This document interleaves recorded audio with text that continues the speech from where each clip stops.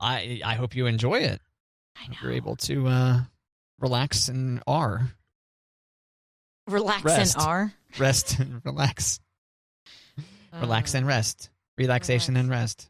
I took a melatonin last night, and I feel like it did its job because I really just wanted uninterrupted sleep. So I let the girls sleep in my bed, and I slept on the couch. And we've got a pretty comfy couch. I think it's pretty worn in, but the ice maker on the fridge kept making so much noise. That was the only thing that woke me up, but I had no problem going back to sleep after the ice maker would like. So the ice maker kept you up. Yeah. Huh. Because I was in the living room, which is essentially the kitchen. Open floor plan. Oh, that's a beautiful thing. I can't believe you're going to leave that 2-bedroom apartment behind and go into a regular house. I just can't believe you'd walk away from that life. I know. But, it has not been bad. It definitely could have been worse. Yeah, it sounds like you guys are managing great. For anyone who's not aware, Kate and her family of 4, including a 3rd and 4th grader, are living in a 2-bedroom apartment now as their home gets built and is still a few months away from being done. Yeah, 2nd floor apartment with a dog. Oh, yeah, the dog. And we have to get a dog, yeah. Like, I think about, man, I wish we were a ground floor, and I think about how glad we're not a ground floor because I think I would freak out about safety issues. Anybody could just, walk up to our door or window. But I also think about, man, it'd be nice to just let my dog out the sliding door for a little bit instead of having to go through the building. But it's okay. I forget. Do you have someone above you? We do. We have someone who does nighttime workouts above us. At least that's what we're assuming, nighttime workouts, because why would they make that much noise nighttime? Like it's like they're doing the jumping jacks or something. Well, that's a good workout. Yeah, it's a great workout. But why are you doing it at 10 o'clock, Mr. Jumping Jack? Well, maybe Mr. Jumping Jack has off hours. Maybe, but Mr. Jumping Jack also has a yappy dog. Okay. So sometimes the yappy dog will get our dog like, oh, what's that? It's a dog barking. I should bark. And you're positive it's not Mr. and Mrs. Jumping Jack? No, Jumping Jacks together, if you know what I mean. Oh, if you know what I mean. It kind of sounds like they invited their friends over and they're all doing jumping jacks. No. Whoa. And it's not every night, I should say. One of those kind of get together. Oh, gosh. We just don't know neighbors here. We smile and wave at people, but I wouldn't know Mr. and Mrs. Jumping Jack if they walked up to my door to say, you guys are loud downstairs. How long have you been at this apartment? A little over a year. A little over a year, so you don't know neighbors there. However, you know neighbors at your house, which is still in construction. Correct. But neighbors change here. So the people who lived next door to us when we first moved in, they've already moved out. Yeah, so. You don't want to invest the time in a short-term relationship like that anyway with neighbors. I mean, I did give them dog treats for their dog at Christmas last year. Oh, well, that was very sweet of you. I thought so, but it's also like, sorry, we're the loud family. You are? Well, you're not doing jumping jacks at 10 o'clock at night above them. No, we just, have dance parties in the kitchen and yell at our kids and our dog. So, and football and basketball games. So, okay. You guys are pretty loud watchers of sports, huh? Yes, we are. Because, if you yell loud enough, they can hear you at the sporting event. Right. And your vibes make the team perform even better. Exactly. See, you get it. Yeah, I do. I've been studying this stuff for a while. You get it, Matt. I'm curious about the melatonin. Yeah. So we call those night-night gummies. Night-night gummies or nine-night gummies? Night-night. Night-night gummies. They do have T's on there. I do have T's, yeah. I like 9-9 with no T. Well, I'll adjust. We call them night-night gummies. I don't want. And how much THC is in those? I'm not sure. I only did one, though. THC is the active ingredient in marijuana. Oh, gosh. That'd be great. I'm sorry, what? No, kidding. Melatonin is not weed. I know, yeah. But when you said 9-9 gummies, it brought me back to that. Anyway. Oh, like night-night brownies. Yeah, sorry. Are they melatonin gummies? They are. Oh, they are. So they actually are gummies. Oh, okay. Yeah. Now, one thing I'm curious about with these melatonin. I could see where you wanted to ask about marijuana when I said gummies. I beg your pardon. Okay. Yeah. Come on, Sorry. Kate. Can't Sorry. let that one just skate past me. I'm not up on the lingo. Right. Oh, so They taste like fruit snacks. tastes like fruit snacks. Okay. Yeah. So do you get a melatonin hangover? No. Does that make sense? The next morning after taking this gummy? No, I get a hangover from Tylenol PM, Okay. which what's in Tylenol PM is essentially like Benadryl. But if I take Benadryl by itself, I don't get a hangover. Oh. Is the acetaminophen giving you a hangover then? You think? I think the combination of the two. Do you still keep Tylenol PM in your arsenal? I'm not going to just throw away the bottle, Matt.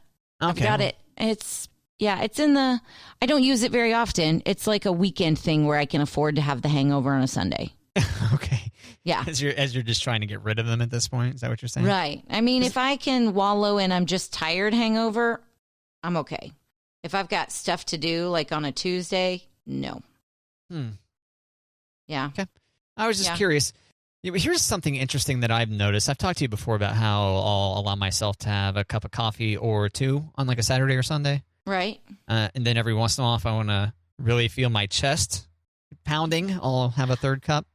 And I want to feel alive. Yeah, I tell you what, if I were to have a fourth cup of coffee on like a Saturday or Sunday, I think we were talking about panic attacks the other day. I think I would, force a panic attack upon myself. I've gotten pretty close being over-caffeinated. Yeah. But one thing I'll notice, though, is what I feel like is a next day, hangover from having coffee the morning before. Where I can almost feel that chain reaction happening that people do where they become everyday coffee drinkers. Okay. I think that makes sense. Yeah. Where I'm just like, oh man, I kind of feel it in my head, like almost a full 24 hours after consuming my one-off coffee. So your one-off coffee. I thought maybe melatonin one night might give you that similar kind of feeling that following morning. But we used to do melatonin a lot in our house. Like all four of us would do melatonin a lot, especially in the summers when you have to go to bed, but it's light out and you're having a hard time, especially kids are trying to figure out, wait, it's light out. I want to be awake. And you're like, go to bed. Yeah. Could just stop messing with the clock so much. That might help. Well, they don't worry about clocks. No, not your. I mean, us as a society. Okay. Well, that email didn't get answered, Matt. Dear society, my kids want to go stay awake when it's light out. Yeah. Yeah. So we did melatonin a lot as a family. We kind of backed away from it as they've been growing because they've been tuckered out on their own. But that's okay to give kids? Yeah. I assume so. Oh, absolutely. No, it's not, but I do it anyway. I know, right? No, the only reason I found out about melatonin was from our pediatrician. I was like, no kidding. She's like, you could take it too. I'm like, all righty then. So, no possibility that people develop a dependency on it to fall asleep? Well, we don't do it every night, but I'm... Well, I wasn't accusing you of that, but I was curious if you knew. Thank you. I don't know. Okay. I don't know if it's do people develop a tendency to do Tylenol PM or NyQuil every night? I think so. Now that NyQuil has a you don't have to have the sniffling, sneezing, have a good night's sleep. You can just get NyQuil, what is it, NyQuil Z's, and it's just to help you sleep. But yeah, you can develop a dependency on basically Benadryl or whatever is in whatever sleep aid you're taking for sure. Okay. And it's not the highest quality of sleep apparently either. I think it prevents your brain from making the appropriate memories or something like that. If you're relying on Benadryl too awful much. I've heard of this melatonin thing before. I've heard of people taking this, but only within the last 10 years or something have I heard people mention it as a good remedy as a sleep aid, if you will. Right. When the girls were pretty little, when we first discovered this, we were introduced to it in the liquid form. So we'd put a couple of drops in a shot glass with apple juice, and they'd call it their night-night juice. Take some night-night juice. The other thing, if you were to start taking a bunch of Tylenol PM, I don't think you're supposed to have that much acetaminophen on a regular basis. Correct. Bad for your liver. Bad. Especially if you're throwing a bunch of... beer in there. Yeah, whatever liquor you decide. Yep. Throw a bunch of margaritas on there. Yep. Or Bloody's Mary. Bloody's Mary. Yeah, I do a lot of, I'll do a Aleve if I've got aches and pains now. Okay. Or if I've got a really serious headache, I will lean on Tylenol. But, when you're, have had a night with a few drinks and you're like, I got to take my Tylenol before I go to bed. I think I just say Tylenol, but I definitely don't take Tylenol because you've been drinking all night. You're not supposed to do that. So I'm a big ibuprofen fan. Yeah. Basically, though, so I can say ibuprofen. Instead of Ibu? Ibuprofen. After I took some ibuprofen. And then I'll sound cool. How'd that work? Cool is a different word than I would use. I mean, cool is a word. Ibuprofen, Kate. Ibuprofen. They see me profane. That's right. Be hating. Don't want to be caught with a headache or something. I had so many problems with my ankles in high school and college that I couldn't take ibuprofen. If I did take it, it was purely for the anti-inflammatory, but it did nothing for pain. Really? So, yeah. Okay. So I did not take ibuprofen for probably about 15 years. Yeah, and then taking ibuprofen every day is also problematic because it messes up your insides. Right? I mean, your intestines and stuff, your stomach. Does maybe? It? Man. Yeah, I think if you have ulcers or you could have an intestinal issue also that could get exacerbated by too much ibuprofen. You just got to outweigh it, right? If it helps with one thing but destroys something else, you're like, do I really need my intestinal lining? Nah. Right. Well, typically, if you're taking some kind of medicine every single day of your life, you probably will have consulted the physician at some point. Right. And they should be able to warn you about whatever particular issue. In high school, when I was needing ibuprofen for my ankles, my doctor was telling me to take double the amount of ibuprofen for the inflammation and for the pain. So for a long time, I was not overdosing, but overusing ibuprofen and getting nothing out of it. So I was like, I'm done. We went off label or whatever almost. Yeah. Yeah. All because of my doctor. Once again, Kate and I are not doctors. We just like to pretend to be ones on the radio sometime. Exactly. Take two and call me in the morning. I think what we've said generally is true, though. That really, if you're taking a bunch of something, especially every single day, you probably have consulted a physician, so don't let me override your doctor. Okay? Hopefully you've talked to your doctor. Well, the guy on the radio told me I shouldn't be doing this, so I just stopped. Oh, great. Or the girl at the radio said just mix them all together and throw it back with orange juice. Unlike the internet, we like to not be full of a bunch of disinformation, but we still shouldn't be treated, as gospel, even though even that, sometimes people think, well, gospel actually, don't want to go down that rabbit hole, really. We bring the good news, Matt. We bring the good news. That's right. You're welcome. Oh, thank you. Yeah. Have you done any Christmas shopping yet? Yes, I am done. Are you really? Yeah. Yes, I am. You just put cash in envelopes? So long as the things I ordered show up at their expected arrival date and don't disappear off my porch, I should be in good shape. Good for you. Yeah. So, which, I didn't have to buy hardly anything, so. Someday I'm going to grow up and get my life together like Matt Stukes.